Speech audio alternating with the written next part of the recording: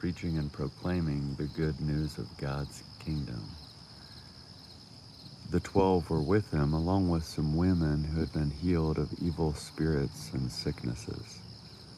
Among them were Mary Magdalene, from whom 7 demons had been thrown out, Joanna, the wife of Herod's servant Chuza, Susanna, and many others who provided for them out of their resources. When a great crowd was gathering and people were coming to Jesus from one city after another, he spoke to them in a parable. He said a farmer went out to scatter his seed.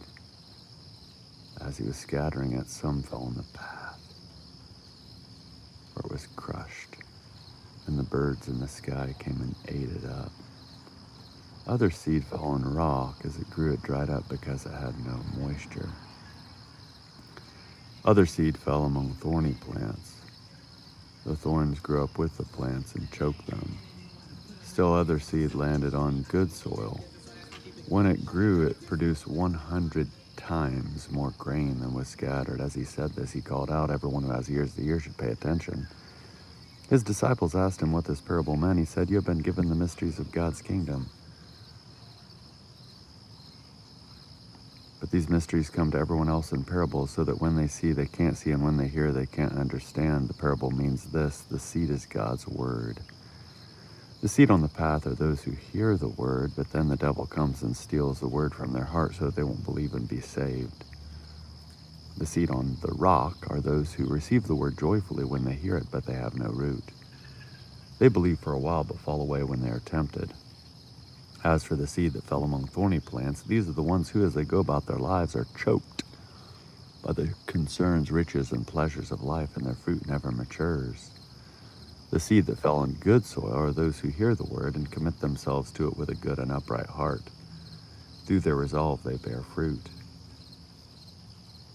No one lights a lamp and then covers it with a bowl or puts it under a bed. Instead, they put it on top of a lampstand so that those who enter can see the light. Nothing is hidden that won't be revealed, nor is anything secret that won't be made known and brought to the light. Therefore, listen carefully. Those who have will receive more. But as for those who don't have, even what they seem to have will be taken away from them. Jesus' mother and brothers came to him, but were unable to reach him because of the crowd. Someone told him, "Your mother and brothers are standing outside wanting to see you." He answered, "My mother and brothers are those who listen to God's word and do it." One day, Jesus and his disciples boarded a boat. He said to them, "Let's cross over to the other side of the lake." So they set sail.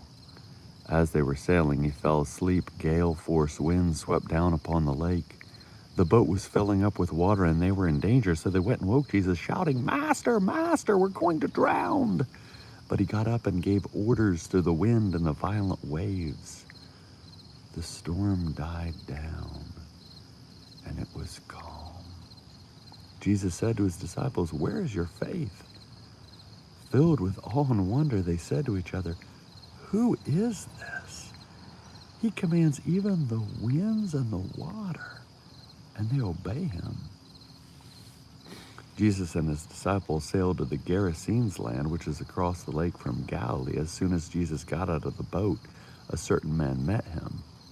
The man was from the city and was possessed by demons.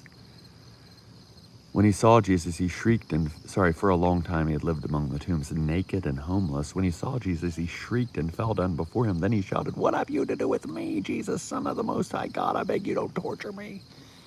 He said this because Jesus had already commanded the unclean spirit to come out of the man. Many times it had taken possession of him, so that he would be bound with leg irons and chains and placed under guard, but he would break his restraints, and the demon would force him into the wilderness. Jesus said to him, "What is your name?" "Legion," he replied, because many demons had entered him. The demons pleaded with Jesus not to order them to go back into the abyss.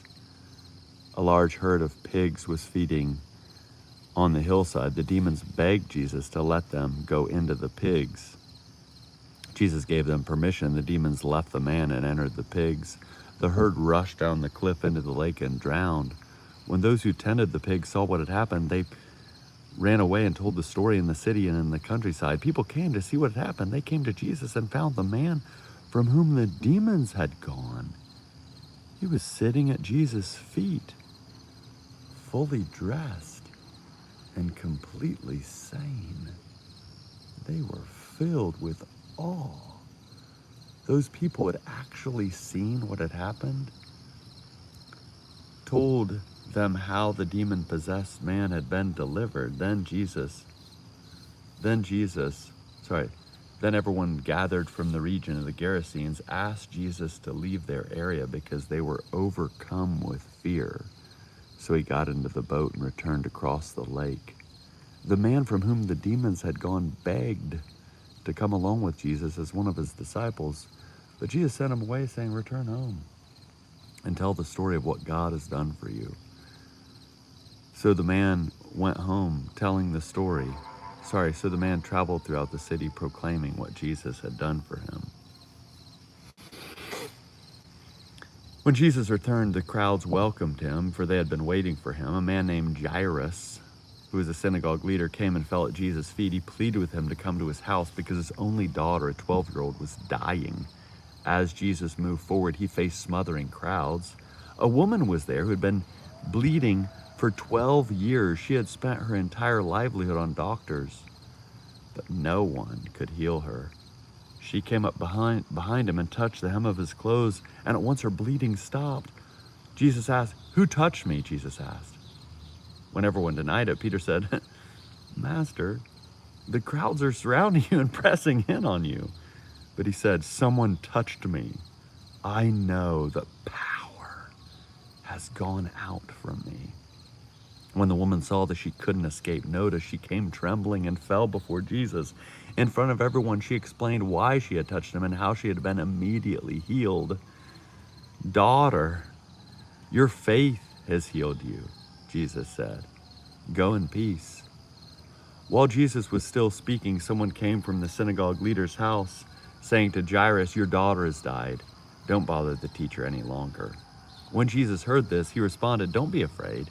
Just keep trusting and she will be healed." When he came to the house, he didn't allow anyone to enter with him except Peter, John, and James, and the child's father and mother. They were all crying and mourning for her, but Jesus said, "Don't cry. She isn't dead. She's only sleeping." They laughed at him because they knew that she was dead. Taking her hand, Jesus said, "Child, get up." Her life returned, and she got up at once. He directed them to give her something to eat. Her parents were beside themselves with joy, but Jesus ordered them to tell no one what they had seen. Chapter 9. Chapter 9. Jesus called the 12 together and gave them power and authority over all demons and to heal sicknesses. He sent them out to proclaim God's kingdom and to heal the sick. He said to them, "Take nothing for the journey, no walking stick, no bag, no bread, no money, not even an extra shirt. Whatever house you enter, remain there until you leave that place. Wherever they don't welcome you, as you leave that city, shake the dust off your feet as a witness against them." They departed and went through the villages, proclaiming the good news and healing people everywhere. Herod the ruler heard about everything that was happening. He was confused because some people were saying that John had been raised from the dead, others that Elijah had appeared, and still others that one of the ancient prophets had come back to life. Herod said, "I beheaded John. So now who am I hearing about?" Herod wanted to see him.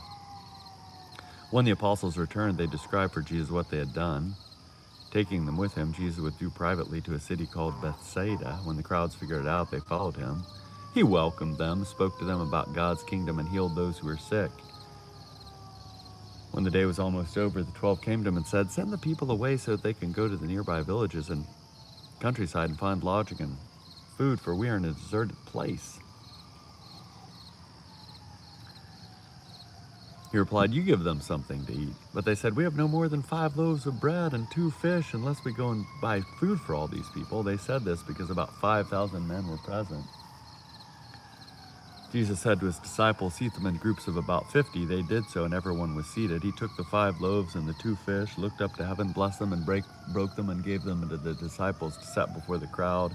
Everyone ate until they were full. The disciples filled 12 baskets with the leftovers.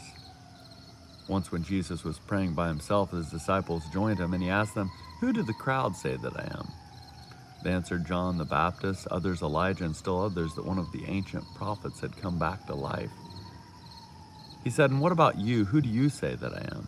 Peter answered, "The Christ sent from God." Jesus gave them strict orders not to tell this to anyone. He said, "The human one must suffer many things and be rejected by the elders, chief priests, and the legal experts, and be killed and be raised on the 3rd day." Jesus said to everyone, "All who want to come after me must say no to themselves, take up their cross daily, and follow me. All who want to save their lives will lose them.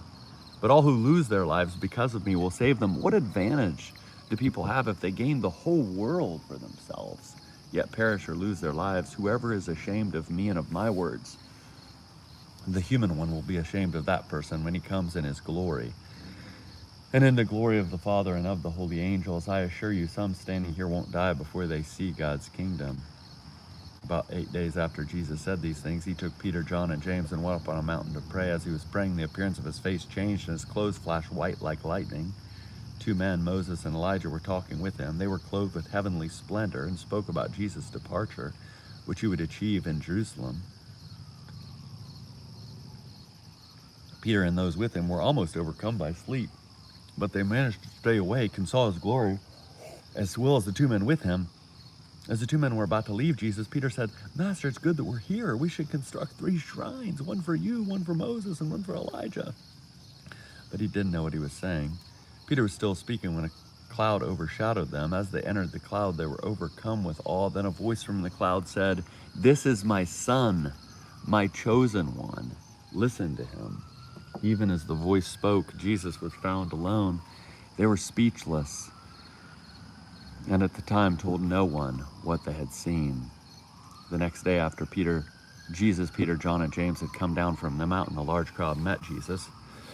A man from the crowd shouted, "Jesus, I beg you to take a look at my son, my only child. Look, a spirit seizes him. Without any warning, he screams. It shakes him and causes him to foam at the mouth.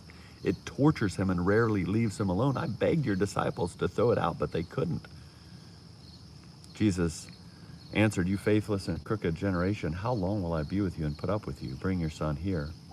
While he was coming, the demon threw him down and shook him violently.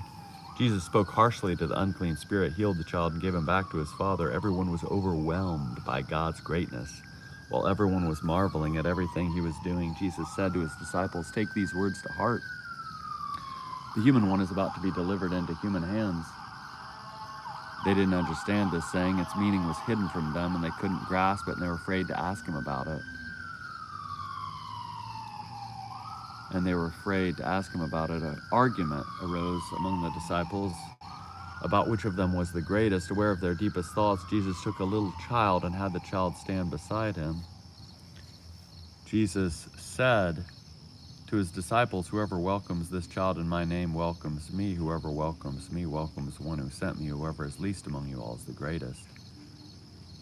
John replied, "Master, we saw someone throwing out demons in your name, and we tried to stop him because he isn't in our group of followers." But Jesus replied, "Don't stop him, because whoever isn't against you is for you." As the time approached when Jesus was to be taken up into heaven, he determined to go to Jerusalem. He sent messengers on ahead of him. Along the way, they entered a Samaritan village to prepare for his arrival, but the Samaritan village refused to welcome him because he was determined to go to Jerusalem.